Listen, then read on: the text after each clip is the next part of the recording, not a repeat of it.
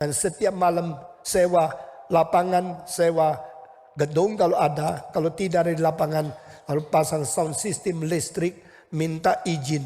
Dan kadang-kadang di pinggirnya masjid. Mengabar Injil Yesus satu-satunya juru selamat. Tanpa kompromi. Tidak pernah kita menyerah di dalam memberitakan Injil. Saudara-saudara, di dalam 128 kota, rata-rata kalau 5.000 yang ikut, berarti sudah berapa banyak?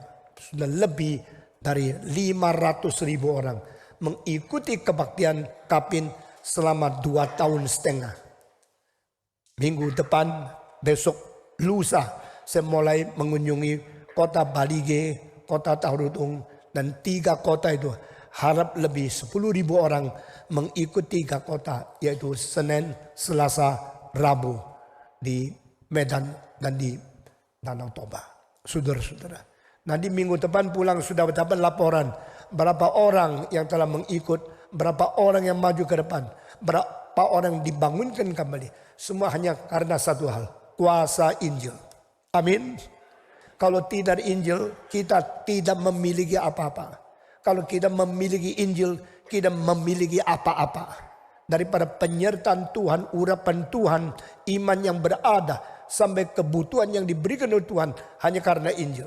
Gereja yang tidak lagi pegang Injil, gereja yang tidak lagi mengabar Injil, adalah gereja yang sedang membunuh diri. Semua ikut saya, 1, 2, 3. Gereja yang tidak memegang Injil, tidak mengabarkan Injil, adalah gereja yang sedang membunuh diri. Kalau tidak percaya, cari gereja yang besar di Paris, di London. Ribuan tempat duduk, yang hadir cuma 200 orang. Karena apa? Gereja itu ada uang, ada gedung, ada organ, ada segala perabot, ada segala sesuatu. Tidak ada Injil. Kalau tidak ada Injil, apapun tidak ada. Kalau ada Injil, semua diberikan Tuhan. Begitu sederhana. Begitu gampang, tapi istilah yang begitu sederhana pun banyak pemimpin gereja tidak mau ngerti. Karena apa? Tidak percaya. Kenapa mesti Injil? Sekarang kan zaman modern. Zaman modern tidak usah percaya Yesus, tidak usah percaya Injil. Kenapa percaya dia dilahirkan oleh anak darah Maria? Kenapa percaya darahnya bisa membersihkan dosa saya?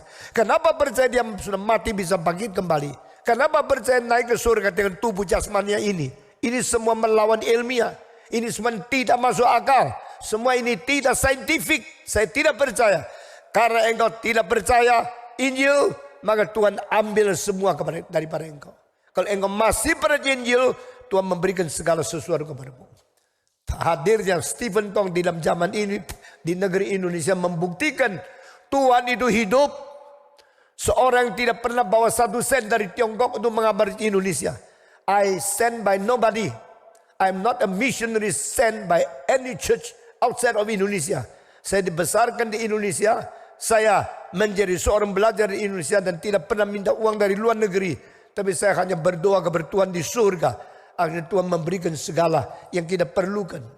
Selama gereja 400 tahun di Indonesia, siapa yang mendirikan gereja dengan dapat izin resmi dari pemerintah besar seperti ini? Bukan karena saya kaya, karena saya beriman dan saya menerima Yesus sebagai juru selamat.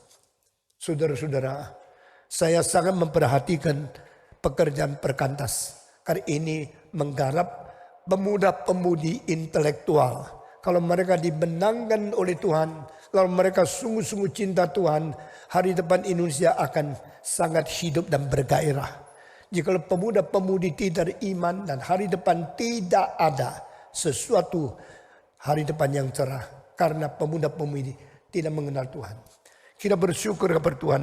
Hari ini saya minta saudara dengar ayat-ayat yang dikatakan oleh Paulus. Kepada orang Greka, kepada orang barbarian, kepada orang-orang yang pandai, dan kepada orang-orang barbarian, saya semua menghutang mereka. Saya hutang kepada barang-barang orang Yahudi kah, orang Greka Yunani kah, orang yang pintar kah, terpelajar kah, atau orang barbar yang tidak mengerti apa-apa. Di dalam kalimat yang muncul di dalam Roma pasal 1 itu, saya berlutut, saya minta Tuhan memberikan pengertian, memberikan penjelasan kepada saya. Apakah artinya? Mengapa Paulus mengatakan Tidak peduli kepada orang Yunani atau orang kafir, orang pintar atau orang barbar. Saya semua merasa hutang kepada mereka. Di dalam kalimat ini saya melihat 3 hal yang penting sekali di dalam mentalitas orang pengabar Injil. Kan dia mengetahui pertama, dia tidak boleh hidup enak-enak. Dia harus siang malam membayar hutang. Siapakah hutang dan tidak membayar hutang itu maling.